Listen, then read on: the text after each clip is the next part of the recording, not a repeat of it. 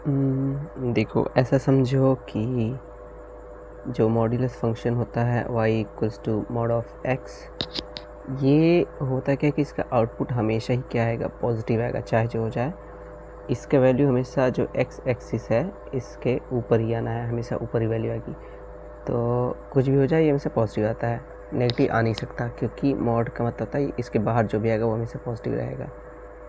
तो इस हिसाब से कुछ भी हो जाए ये हमेशा पॉजिटिव होना चाहिए, ठीक। नेगेटिव वाले को हमेशा गलत मानेंगे। तो जैसे मान लो अगर मोड के अंदर 16 होगा तो ये क्या आ जाएगा, 16 आएगा सिंपली, क्योंकि पहले से पॉजिटिव था तो पॉजिटिव ही रहेगा।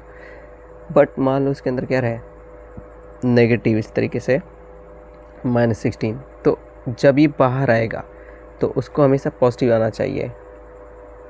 ये वायर, हाँ, तो जब ये बाहर आएगा तो इसको हमेशा पॉजिटिव बाहर आना चाहिए। तो इसको पॉजिटिव बनाने के लिए हमको इसको -1 से या बेसिकली माइनस से मल्टीप्लाई करना पड़ेगा। तो ये -1 से मल्टीप्लाई करने पे ये, या माइनस से मल्टीप्लाई करने पे 16 बन जाएगा। कुछ भी अंदर हो, अगर वो अंदर वाली चीज़ अगर नेगेटिव होती है तो उसको हमको बाहर निकालने के लिए -1 से मल्टीप्लाई करना पड़ेगा, और अगर ये पॉजिटिव है तो चुपचाप जैसे है वैसे ही बाहर आ जाएगा। तो ये चीज़ मेन बेसिक है, इसी से काम होता है। तो यहाँ से ये जो है माइनस लगा के इसको बाहर निकालेंगे तो ये ऑटोमेटिक पॉजिटिव बन जाएगा। ये मेथड है। मान लो अगर x है, ठीक है, अगर x क्या रहे, 0 से बड़ा, यानी कि अगर x पॉजिटिव होता है तो चुपचाप जो मॉड x है वो हमारा x बन जाएगा।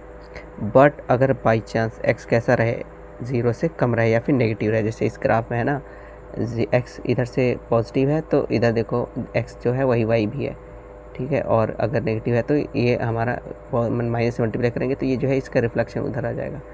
नहीं समझा ग्राफ से तो यहाँ से देखो कि, अरे भाई, कि जो कहाँ गया, ये रहा, कि अगर x ग्रेटर देन 0 है तो चुपचाप मॉड x क्या हो जाएगा, x। बट अगर ये लेस देन 0 है यानी कि नेगेटिव है, तो उस नेगेटिव को पॉजिटिव बनाने के लिए, अगर ये x क्या है, नेगेटिव है, तो उस नेगेटिव को पॉजिटिव बनाने के लिए हमको माइनस से मल्टीप्लाई करना पड़ेगा। ये x ऑलरेडी नेगेटिव है, इसमें माइनस से मल्टीप्लाई किया तो माइनस माइनस क्या आएगा, बाहर प्लस आएगा। तो इस तरह से जो ये मॉड की वैल्यू है हमेशा क्या आएगी, पॉजिटिव। तो अगर वो पॉजिटिव है तब तो ठीक है, नहीं पॉजिटिव है तो एक माइनस से मल्टीप्लाई करके उसको पॉजिटिव बनाना पड़ेगा। देखने में तुम्हें नेगेटिव लग रहा होगा बट ये एक पॉजिटिव नंबर है, बिकॉज जो x है वो नेगेटिव है। तो नेगेटिव इंटू नेगेटिव ये पॉजिटिव नंबर है, ठीक है। तो इस तरीके से यहाँ पे माइनस इसलिए लगाया गया है। मान लो कोई ऐसा फंक्शन हो, देखो जो है मॉड ऑफ x-3, तो अगर ये मॉड ऑफ x-3 अगर बड़ा है 0 से तो ये जैसा कहता है ऐसा लिख देंगे। यहाँ पे देखो मॉड ऑफ x-3 को सीधा x-3 लिख देंगे, क्योंकि ये 0 से बड़ा यानी पॉजिटिव है। अगर ये x-3 नेगेटिव हो जाता है, ऐसे में माइनस से मल्टीप्लाई करना पड़ेगा।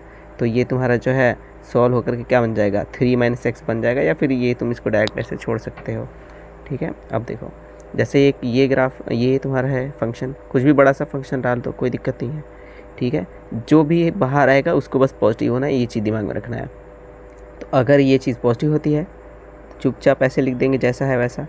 बट अगर ये क्या हो जाए, नेगेटिव हो जाए, अगर ये कैसा हो जाए, नेगेटिव है, 0 से कम हो जाए, ऐसे में इसको हम पॉजिटिव बनाने के लिए, अगर नेगेटिव है तो ये पूरा नंबर नेगेटिव है, तो बाहर निकालने के लिए इसको माइनस से मल्टीप्लाई करने के तब ना पॉजिटिव होगा, इसलिए यहाँ पे बाहर माइनस से मल्टीप्लाई कर दिया ताकि ये पॉजिटिव हो जाए। तो इसलिए इस तरीके से पॉजिटिव हो गया, ठीक। अब आते हैं सवाल पे, ये जो सवाल दिया गया था इसमें वो, तो देखो क्वेश्चन में देखते हैं। यह है कि the sum of squares of, यानी कि जो रूट है, स्क्वायर्स ऑफ द रूट, जो रूट है उसके स्क्वायर का सम निकालना है, ठीक है। ये हमारा फंक्शन है, इसके रूट का स्क्वायर, जो भी रूट जितने भी निकलेंगे, 1 2 जो भी निकलेंगे वो, और ये वाला फंक्शन जो है इसके भी रूट का स्क्वायर, दोनों के स्क्वायर को ऐड करना है, ठीक है। तो सबसे पहले तो रूट ही निकालना पड़ेगा। तो मैं इस वाले को पहले उठाता हूँ, ठीक है, जो है, क्योंकि दिख रहा है मुझे ये, इसको अगर मैं y मान लेता हूँ तो ये वाला भी y हो जाएगा, और ये हमारा नॉर्मल सा एक क्वाड्रेटिक इक्वेशन बन जाएगा। तो इस वाले में मैंने क्या किया, इसको ऐसे सोच लिया, ठीक है। तो ये अगर पूरा मॉड x-2 = मैं y मान लूँ तो उस हिसाब से ये हमारा क्या हो जाएगा, y² + y - 2 ऐसा हो जाएगा। वो गलती से प्लस हो गया, लिख दिया था मैंने, तो -2 हो जाएगा, ठीक। अब इसको मिडिल टर्म स्प्लिट कर लो, चाहे सिद्धाचार्य फॉर्मूला लगा दो, क्वाड्रेटिक इक्वेशन लगा दो, क्वाड्रेटिक फॉर्मूला लगा दो। तो ये क्या हो जाएगा, यहाँ मैंने मिडिल टर्म स्प्लिट कर लिया है, तो यहाँ से हमारा आ जाएगा y - 1 और ब्रैकेट में y प्लस 2 इक्वल्स टू 0। तो फिर उस हिसाब से आइदर जो मेरा y होगा वो 1 के बराबर होगा या फिर y क्या होगा -2 के बराबर होगा। बट क्योंकि माइनस एक मॉडुलस फंक्शन है, ये कभी नेगेटिव तो हो ही नहीं सकता है ना। जो मॉड की वैल्यू है ये कभी नेगेटिव नहीं हो सकती, यानी कि y कभी नेगेटिव नहीं हो सकता। जब y कभी नेगेटिव नहीं हो सकता तो यहाँ नेगेटिव आया कैसे? इसका मतलब इसको मुझे रिजेक्ट करना होगा, ये आंसर नहीं हो सकता है। रूट हमारा जो है y इक्वल टू -2 नहीं हो सकता, तो ये हो सकता है। तो ये होगा, तो देखो कैसे होगा। तो जो हमारा मॉड था, मॉडुलस फंक्शन है y इक्वल टू, ठीक है, y equal to mod x-2 है। तो अगर x-2 क्या होता है, बड़ा होता है यानी पॉजिटिव होता है, ठीक है, तो उसको y को हम जो है मॉड x-2, इसको डायरेक्ट x-2 लिख सकते हैं। और इस x-2 को किसके बराबर कर लेंगे, ये y इक्वल टू 1, तो y इक्वल टू 1 के बराबर कर लेंगे। तो यहाँ से x बराबर क्या आ जाएगा, 3 आ जाएगा। ये हमारा एक सॉल्यूशन होगा, स्क्वायर करने पे ये आ जाएगा 9, ठीक है। अगला इसी में करेंगे, अगर x-2 क्या हो जाता है 0, यानी कि x-2 नेगेटिव हो जाता है, लेस देन 0 यानी नेगेटिव हो जाता है, ठीक है। तो अगर ये नेगेटिव हो जाएगा तब इसको पॉजिटिव बनाने के लिए माइनस से मल्टीप्लाई करेंगे। तो इसलिए माइनस से देखो मल्टीप्लाई कर लिया, माइनस से मल्टीप्लाई कर लिया, x-2 इस तरीके से हमारा मॉड्यूलस बाहर आएगा और ये 1 के बराबर है, ठीक है। यही वाला दोबारा से कर रहे हैं, यही वाला y इक्वल टू 1 है, और जिसमें कि x-2 को एक बार हमने क्या माना था, 0 से बड़ा यानी पॉजिटिव माना था। तो इस बार अब क्या मान लेंगे, नेगेटिव मान लेंगे, 0 x-2 को लेस देन 0 मान लेंगे। अब इसको यहाँ से सॉल्व करेंगे तो ये हो जाएगा -x प्लस 2, ठीक है, -2 हो जाएगा। और ये यहाँ पे है, सॉल्व करने पे x बराबर क्या आ जाएगा 1। ये दोनों को ध्यान से देखना पड़ेगा कि दोनों एक दूसरे को सेटिस्फाई कर रहे हैं कि नहीं। अगर ऐसा है तभी ये रूट हम एक्सेप्ट करेंगे। तो देखो ये बोला कि x लेस देन 2 होना चाहिए और ये कह रहा है x 1 है, तो ये आपस में कंसिस्टेंट है। मतलब लेस देन 2 होना और 1 होना एक मतलब कि सेटिस्फाई हो रहा है। ऐसा नहीं है कि 1 लेस देन 2 नहीं है, लेस देन 2 है और 1 है, तो बिल्कुल ये कंसिस्टेंट है क्योंकि 1 लेस देन 2 है इसलिए, ठीक है। अब ये कहाँ खत्म हो गया, दो रूट हमारे आगे हैं, एक जो है 3 का स्क्वायर 9 और एक है 1, इसका स्क्वायर क्या आएगा 1 ही आएगा। अब आ जाते हैं ये वाले पे, ये है x² - 2x - 3 मॉड में -5, इसको करते हैं सॉल्व। तो दो केसेस बन सकते हैं, एक बार जब जो है ये अंदर वाला पार्ट जो है x - 3 अगर ये पॉजिटिव हुआ या फिर ये नेगेटिव हुआ। अगर पॉजिटिव हुआ तब ये जैसे तैसे बाहर आ जाएगा बिना किसी अदर माइनस वगैरह के मल्टीप्लाई किए, तो x² - 2 और ब्रैकेट में जैसे तैसे बाहर आ गया। तो सॉल्व करने पे ये क्वेश्चन बना है x² - 2x + 1। बट अगर ये नेगेटिव होता है तब क्या हो जाएगा, तब इसको सॉल्व करने के लिए हमको इसमें माइनस से मल्टीप्लाई करना पड़ेगा। जो ये मॉड है हमारा x - 3 मॉड ऑफ x - 3, इसको बाहर जब निकालेंगे तो यहाँ देखो डायरेक्ट बाहर आया बिना कुछ मल्टीप्लाई किए, यहाँ पर माइनस का मल्टीप्लाई करके बाहर लाएंगे। सॉल्व करने पे ये आ जाएगा हमारा x² + 2x - 11 = 0। ये दूसरा एक क्वेश्चन हो गया। अब इन दोनों को सॉल्व करके रूट निकालेंगे, ठीक है। इसको मैं यहाँ पे सॉल्व कराऊँ, ठीक है। x² - 2 + 1 ये बेसिकली x - 1 का होल स्क्वायर है, ठीक है, देखोगे तो पता चल जाएगा, ठीक है, इक्वल टू 0। तो यहाँ से x बराबर क्या आ जाएगा हमारा 1 आ गया है। अब देखो x इक्वल टू 1 आ गया, बट हमने शुरू में इसके क्या माना था, ये देखो यहाँ पे x - 3 इज़ ग्रेटर देन 0, ठीक है, x - 3 इज़ ग्रेटर देन 0।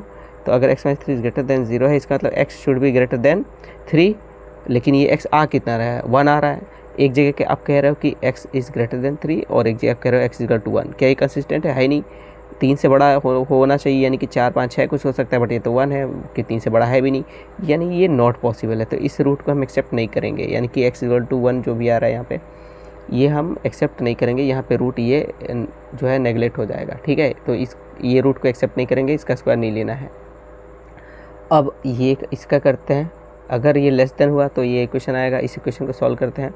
तो मैंने सिद्धाचार फॉर्मूला लगा दिया, तो ये यहाँ पे इस तरीके से आया है, देखो स्प्लिट हो नहीं रहा था इसलिए, ठीक है। ये हमारा रूट आ गया -1 + -2√3।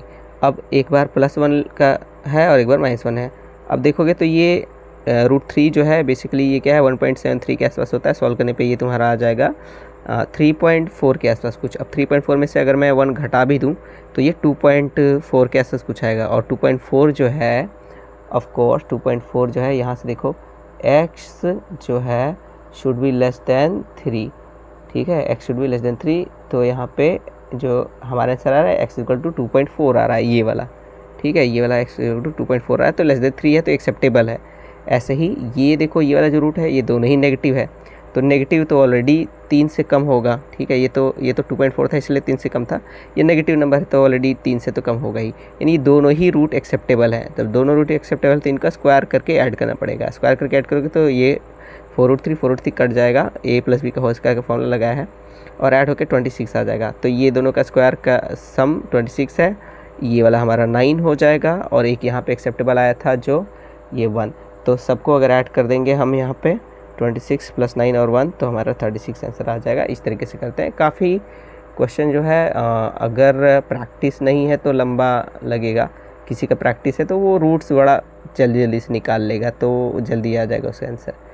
तो ये है, हाँ, बट जो कॉन्सेप्ट है उसको दिमाग में रखना है क्या, कि कोई भी वैल्यू जो है मॉड से, जब मॉड की कोई भी वैल्यू है वो कभी नेगेटिव नहीं होगी, ऑलवेज पॉजिटिव होगी। पहले से पॉजिटिव है तो जैसा है वैसे बाहर आएगा, अगर पहले से पॉजिटिव नहीं है तो उसमें माइनस से मल्टीप्लाई करके उसको बाहर लाएंगे ताकि वो पॉजिटिव बन जाए। तो इस तरीके से हमारा कॉन्सेप्ट है, और अगर इसको फॉलो करते हैं तो कोई सा भी क्वेश्चन हम कर सकते हैं।